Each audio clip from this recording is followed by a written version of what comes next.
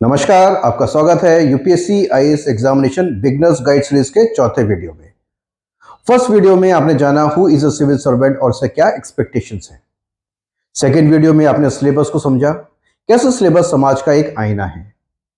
Third video में आपने जाना यूपीएससी का कैलेंडर, उसका प्रोसेस एग्जामिनेशन का, प्रीलिम्स, मेंस और इंटरव्यू, और इन तीनों प्रोसेस से कैसे वो आपकी जॉब फिटनेस चेक करते हैं। अब बात होती है जॉब फिटनेस की, तो ये जानना जरूरी है how to get ready, how to become job fit. दो तरीके हैं, कोचिंग ज्वाइन करिए या फिर सेल्फ स्टडी करिए। तो दोनों के मेरिट्स और डिमेरिट्स हम जानते हैं आज की वीडियो में। मेरा नाम है Ritesh Kumar Singh, ex civil servant और senior educator mentor for UPSC aspirants. So हम बिगनर्स की बात करते हैं। तो बिगनर्स कौन होते हैं? या तो जो फ्रेश ग्रेजुएट्स होते हैं या ग्रेजुएशन कर रहे होते हैं और यूपीएससी का एग्जामिनेशन वो देना चाहते हैं। आप खुद ही जानते हैं कि आपने सेमेस्टर एग्जामिनेशन और फाइनल एग्जामिनेशन कैसे पास किए। शायद एक या दो रात पहले पढ़ के, गेस्ट पेपर्स लगा के, सॉल्व पेपर्स करके आप एग्जामिनेशन में अपीयर हो जाते हैं। क्वेश्चन का जवाब भी नहीं आता लेकिन आप कॉपियां भर के आते हैं, शायद एग्जामिनर कुछ नंबर दे दे। पर क्या ये तरीके यूपीएससी के लिए जॉब फिट करते हैं? बिल्कुल नहीं। तो पहले देखते हैं गलतियां क्या करते हैं आप लोग। कॉमन हैबिट्स, रॉट लर्निंग की आदत, यानी कि रटने की आदत। रॉट लर्निंग का notes, guest papers, solve papers for clearing degree examinations. और ये पढ़ाई कब होती है? बिल्कुल लास्ट मोमेंट पे। तो आप यूज टू नहीं है रेगुलर स्टडीज के, डेली स्टडीज के लिए आप यूज टू नहीं है, आदत नहीं है, क्योंकि आदत तो है लास्ट मोमेंट पे पढ़ने की। सो लास्ट मिनट स्टडीज आप करते हैं, ये सभी स्टूडेंट्स की एक्चुअल कंडीशन होती है। और filling of answer sheets to get marks, क्या ये सारी चीजें यूपीएससी में चलेंगी? बिल्कुल नहीं चलेंगी। ये सारे रॉन्ग मेथड्स हैं। तो सबसे पहले जॉब फिट होने के लिए आपकी अपनी हैबिट्स में तब्दीलियां लानी पड़ेंगी। So for getting ready, the UPSC requirements are: first, serious 1 year long buildup from basic to advanced, यानी कि 1 साल का परिश्रम जिसमें आप बेसिक से एडवांस नॉलेज को कनेक्ट कर पाए। और ये तभी होगा जब आप रेगुलर स्टडी करेंगे और टेस्ट प्रैक्टिस करेंगे। तो देखते हैं वो 5 नए बिहेवियर जो आपको अपने अंदर ऐड करने हैं। तो 5 बिहेवियर हैं। First, habit of sustain study. एक डेली का स्टडी प्लान होना चाहिए, उसको सस्टेन करने की आवश्यकता है। लास्ट मोमेंट में पढ़ाई करने से कुछ नहीं होगा। Enjoy the journey of learning. प्रक्रिया लंबी है, 1 या सवा साल में तो यूपीएससी समझ में आता है। 2 से 3 अटेम्प्ट में शायद फाइनल सिलेक्शन निकल के आए। प्रक्रिया लंबी है, प्रोसेस लंबा है, तो इस जर्नी को एंजॉय करना है, सिर्फ टारगेट को नहीं देखना है।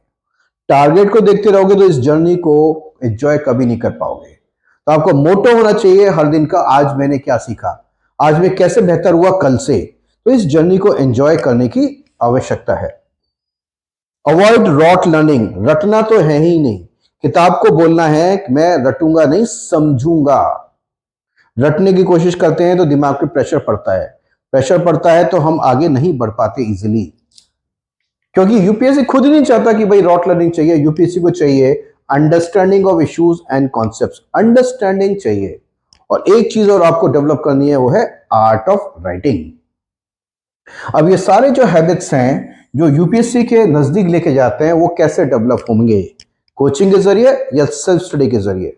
पहले हम कोचिंग की बात करते हैं। तो कोचिंग के कुछ मेरिट्स हैं, यस, यानी कुछ फायदे हैं।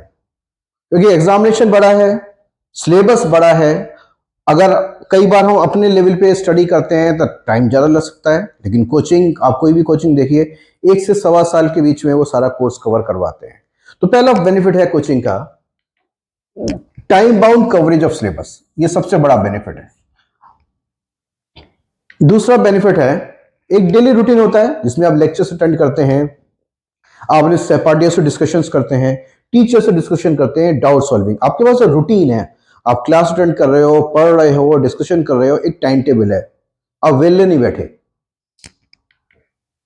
स्टडी मटेरियल, ये भी बड़ा इशू है क्योंकि सिलेबस बहुत है, तो इंस्टीट्यूट्स ज्यादातर स्टडी मटेरियल अपने आप ही प्रोवाइड कर देते हैं, तो ये भी आपकी प्रॉब्लम सॉल्व हो जाती है। ट्रेंड एनालिसिस, इंस्टीट्यूट्स आपको ये भी बताते हैं भाई यूपीएससी के क्वेश्चन पूछने का ट्रेंड क्या है, पिछले 5 साल में क्या था और आगे आने वाले टाइम में कौन से इंपॉर्टेंट फोकस एरियाज हो सकते हैं, जिसके जरिए आप की फोकस एरियाज आइडेंटिफाई कर सकते हैं प्रीलिम्स के, मेंस के, और डेफिनेटली इंटरव्यू की ट्रेनिंग भी वो देते हैं। तो प्रॉपरली हमको यूपीएससी के बारे में डूज एंड डोंट्स पता चल जाते हैं, क्या करना है क्या नहीं करना है। रेगुलर टेस्ट में आप अपीयर हो सकते हैं, असेसमेंट्स आपको मिलते रहते हैं, तो आपको अपनी प्रॉब्लम पता चलती रहती है कहां पे आप लैग कर रहे हैं, तो आपके पास क्लियर इंडिकेशन होता है मुझे किस प्रकार से इंप्रूव करना है अपने आप को। मेंटरशिप, बहुत सारे टीचर्स के संपर्क में आते हैं, कोई एक टीचर आपका रेगुलर मेंटर बन सकता है, यह भी बहुत अच्छा कोचिंग का फायदा है।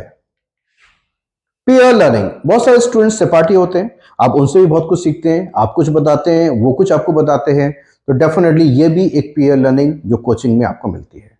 तो ये बहुत सारे बेनिफिट्स हैं जो कोचिंग में एक स्टूडेंट को मिलता है, लेकिन ये डिपेंड करता है कंडीशंस में, ये डिपेंड करता है कोचिंग वर्सेस कोचिंग। कई कोचिंग बहुत महंगी फीस भी चार्ज करती हैं, क्या वो क्वालिटी दे पाती है, क्वेश्चन मार्क।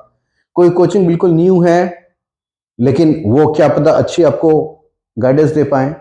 कुछ कोचिंग ऐसी होती है जो सस्ते कोर्सेज बेचती हैं, क्या वो सस्ते कोर्सेज आपको यूपीएससी पास कराएंगे, ये आपको सोचना है। तो आपको मेजर चैलेंज आता है कौन सी कोचिंग आप ज्वाइन करें। So all the above can differ on institute to institute basis. Coaching की हमने बात करी, भाई कोविड से पहले तो एक ही कोचिंग होती थी, ऑफलाइन कोचिंग। कोविड के बाद अब ऑनलाइन कोचिंग भी होती है। तो अब देखेंगे ऑफलाइन कोचिंग और ऑनलाइन कोचिंग। पहले ऑनलाइन से स्टार्ट करते हैं, जो नई चीज है।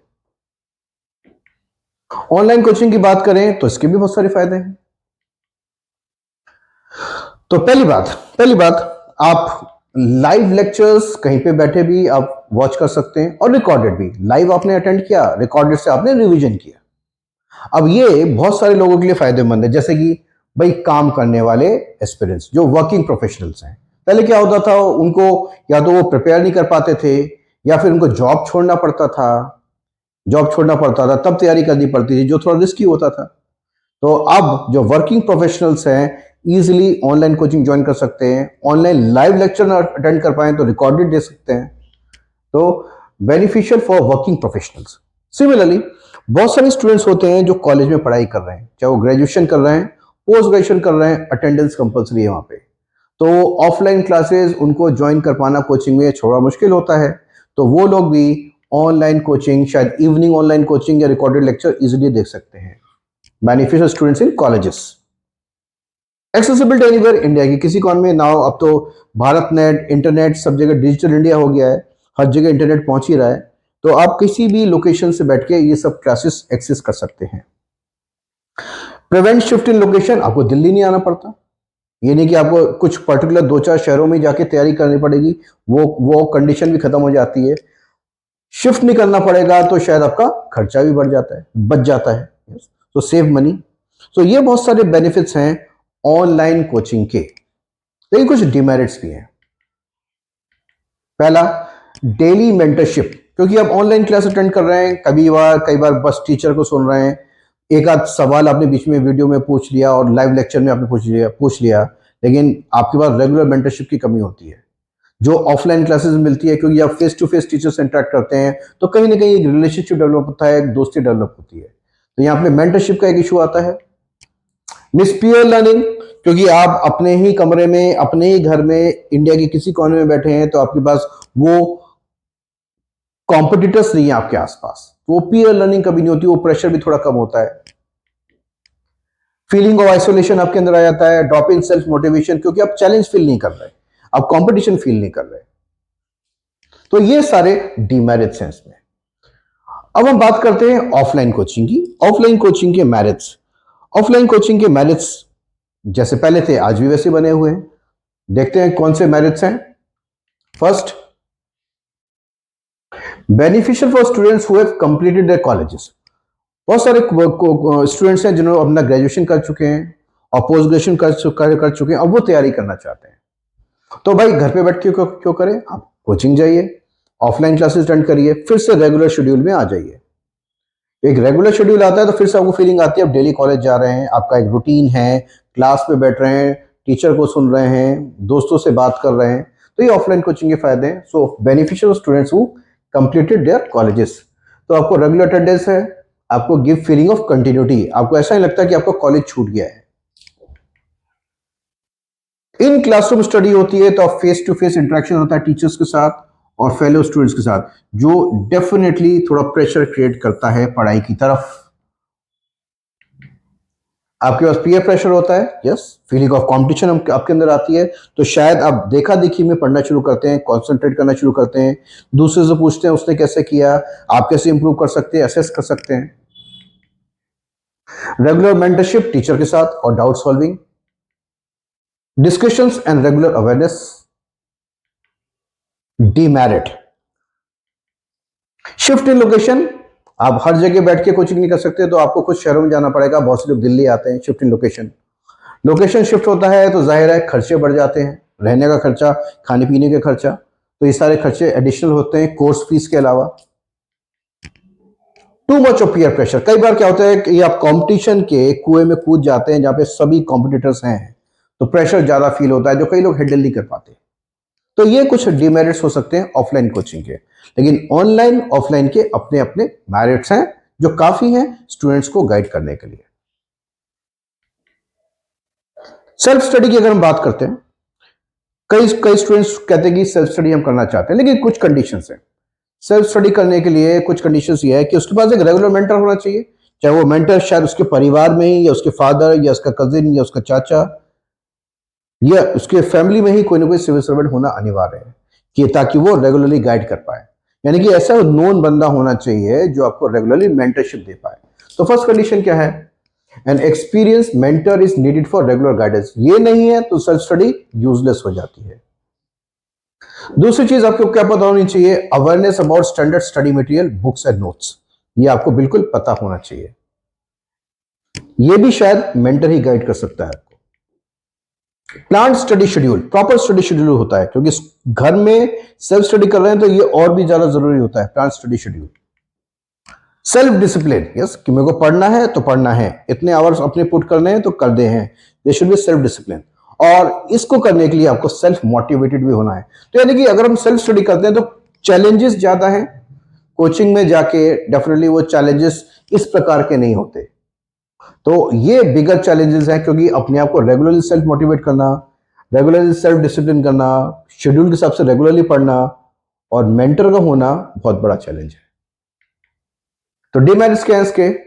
Preparation is time consuming. शायद जो कोचिंग होती है 1 से 1.25 साल में जो कोर्स कंप्लीट करवाती है, आप खुद पढ़ेंगे शायद आपको 2 साल लगे, 2.5 साल लगे, क्या पता और भी ज्यादा लगे समझने में यूपीएससी को। Regularity in studies is missing. कई बार तबीयत खराब है, आज मन नहीं कर रहा, घर में कुछ फंक्शन हो गया, तो ये इशू है। डाउट सॉल्विंग किसके साथ करेंगे अगर मेंटर नहीं है, फ्रेंड्स नहीं है, किसके साथ करेंगे?